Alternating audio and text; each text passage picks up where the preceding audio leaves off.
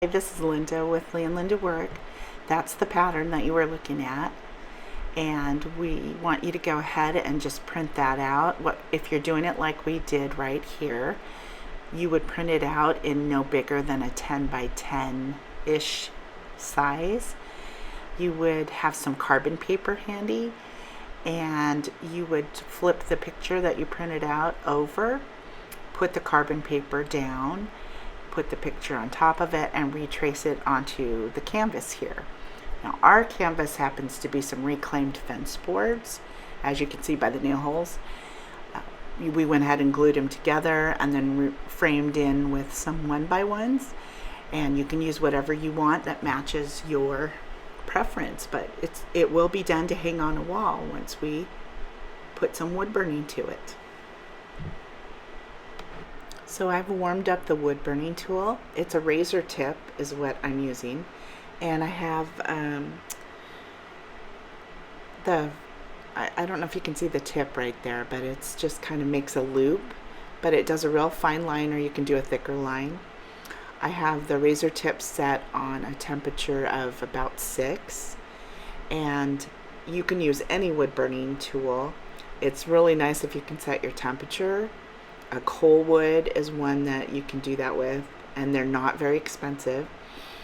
And a razor tip is starting to get up into some money, but it allows you to, it heats up, and you can switch tips out really fast, and pretty awesome tool.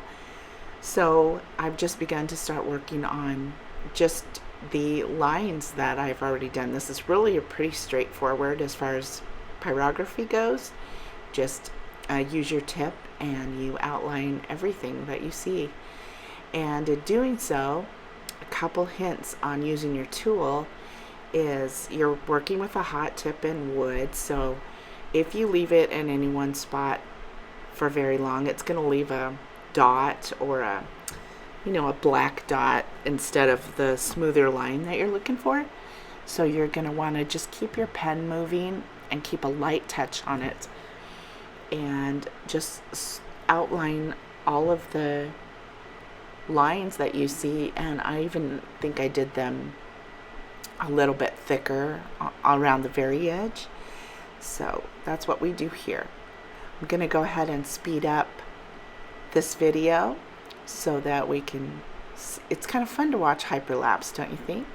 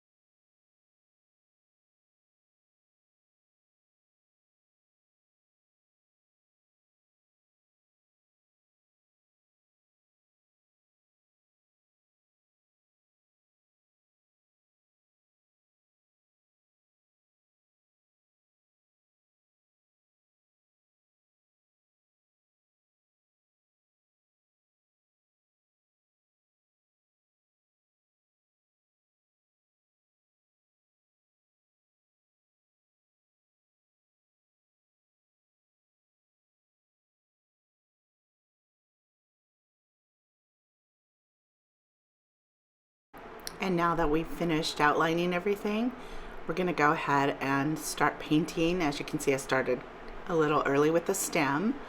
I'm using watercolors that I got at Michael's.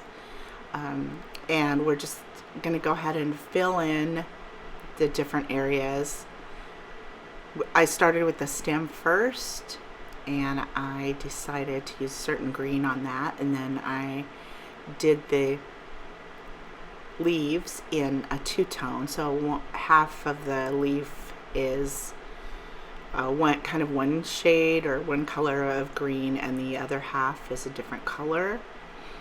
And we're going to go ahead and speed this up too, so you can see the whole thing in a relatively short period of time.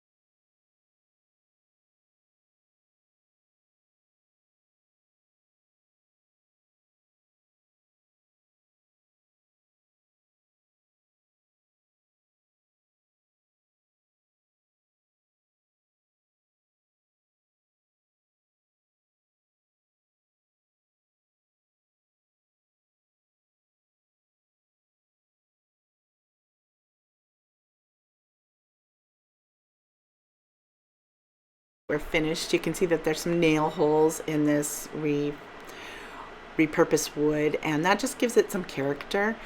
We would finish this off by, you can stain the outside edge, the framework, and then spray everything with the polyurethane spray. But this is just one of the things that you can do with this pattern.